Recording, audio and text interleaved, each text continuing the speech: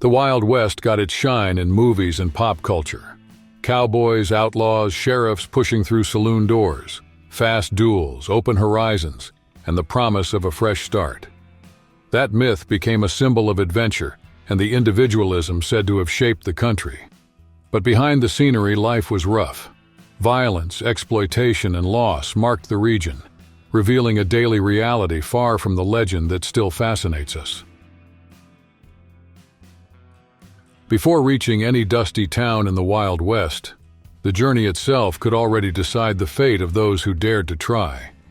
Families pushed forward in wagons along the Oregon Trail, the Mormon pioneer routes, and the California Road, a corridor so deadly it earned the reputation of being the biggest cemetery in the country.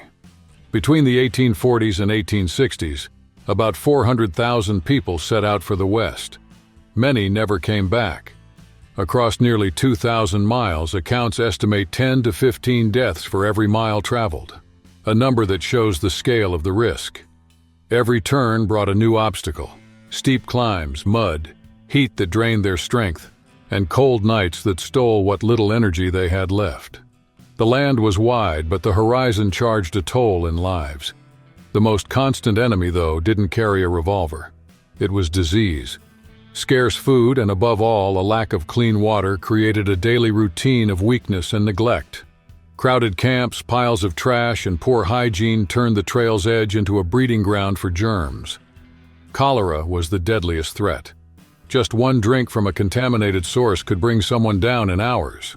You could catch it in the morning and be gone before sunset. On top of that came wagon accidents, storms that tore down camps, river crossings that swallowed oxen and baggage, and exhaustion that dulled judgment. Dreaming of gold, land, and a new start was easy. Making it there alive wasn't. In the Old West, long before the saloons, survival was decided on the road. If you love the Wild West and enjoy vintage pinup portraits, I've left a bonus for you in the pinned comment. A pack with 50 vintage cowgirl posters, available for a limited time. As the march west went on, deaths by gunfire had less obvious causes than people feared. Many pioneers, afraid of attacks, crossed the plains loaded with weapons. But the expectation of constant clashes with native peoples rarely came true. For much of the journey, contact was peaceful. There were trades, guidance on routes, and help crossing rivers. Conflicts did happen, especially with Apaches and Cheyennes defending their land, but they weren't the rule. The biggest danger in the caravans often came from their own hands. Accidental shots while setting up camp, mishandling guns, and hunting mishaps. When a bullet didn't kill instantly, infection usually did, in a setting with few doctors, little hygiene, and long distances to any help. Dodge City, Kansas became part of the Wild West imagination as a synonym for risk and lawlessness. No wonder getting out of Dodge turned into slang for escaping trouble. Still, the question remains: myth or reality? The city was founded in 1872, but since 1865 the area had served as a frontier fort, stage for clashes between native peoples and advancing settlers. In the early years, the main driver was the buffalo hide trade. Hunters and middlemen packed warehouses, and by 1876 more than 1.5 million hides had passed through there. When the buffalo population collapsed at the end of the 1870s, things shifted. Dodge City reorganized as a cattle town, a stopover for herds and cowboys. Between its reputation as a lawless place and its routine as a trading post, the myth grew out of daily life. There was violence, but also rules, business, and long winters. From that mix, danger, trade, and passage, the legend was born, and it still sticks to the city's name today.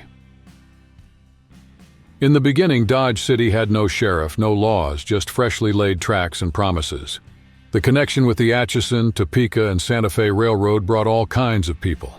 And growth came in leaps. Not all brought good habits. Soon, street duels and daylight killings gave the place a bitter reputation. Many gunmen died with their boots on, and the first graveyard became Boot Hill Cemetery. The press noticed the lack of authority and spread stories of bloodshed. Newspapers far away painted Dodge City as the picture of an unrestrained West, mixing truth and exaggeration. One popular story told of a traveler leaving Wichita who asked for a letter of introduction and got instead a double-barreled shotgun and a Colt. Between headlines and rumors, someone had to draw the line. They called in Wyatt Earp. With him came signs banning guns in parts of town, patrols on the streets, and jails packed night after night. Life began to settle down.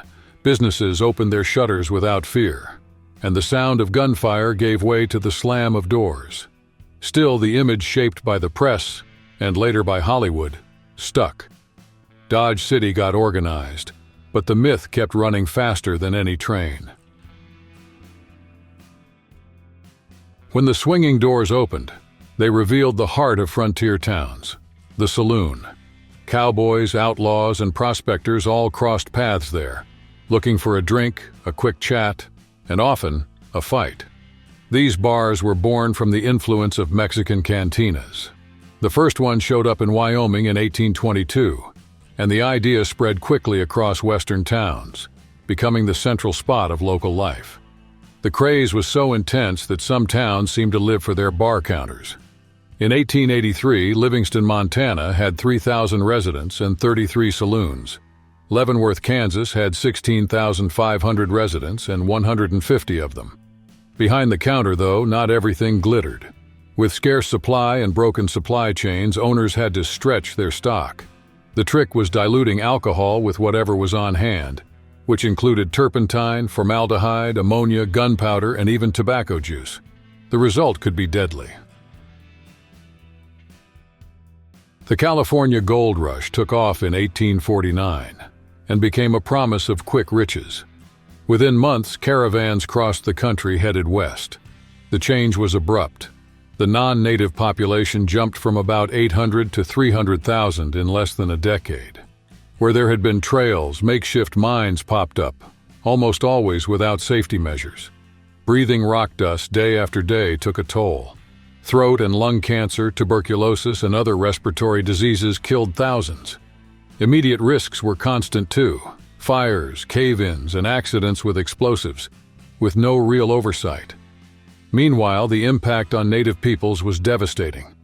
California had around 300,000 Native Americans before 1848. 20 years later, about a third had died, from diseases tied to mining or from attacks by violent racist prospectors. The dream of fortune was built on deep human costs that still demand remembrance. In the Old West, the so-called oldest profession thrived in brothels attached to saloons in the frontier towns that popped up in the 19th century. The women lived under constant pressure, long hours, little money, and almost no choice. Many were young and poor. Many arrived as immigrants driven by need. Violence and disease hovered around the rooms. Studies from the time estimate that between 50% and 90% contracted venereal infections. To avoid contagion and pregnancy, they turned to improvised and dangerous methods: washes and solutions with mercury, carbolic acid, and even cyanide. In practice, the cure could poison before it protected, showing a daily life where survival and danger walked hand in hand. Talking about the Old West without facing the extermination of native peoples is hiding the core of the problem.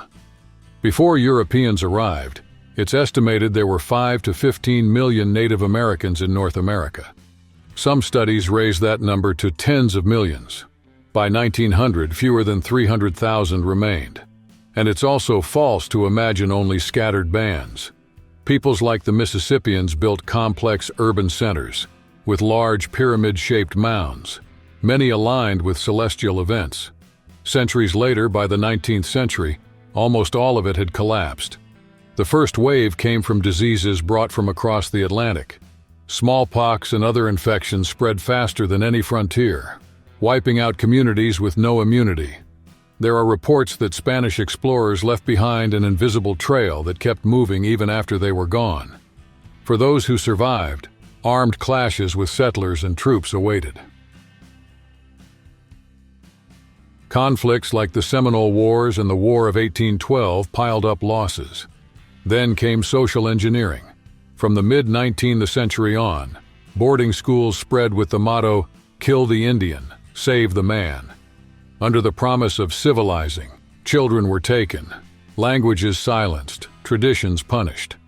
Between the 17th and early 20th centuries, hundreds of thousands of natives were displaced from their lands and re-educated according to white European standards. A chapter where violence wasn't just physical, but cultural. The Old West wasn't an epic of hats and duels. It was shaky ground where uncertainty ruled daily life. The image sold by Hollywood, heroic individualism, manifest destiny, guilt-free adventure, served as a myth. In reality, the frontier advanced in a chaotic way, pushed by settlers, and exacted its price from native peoples who were already devastated.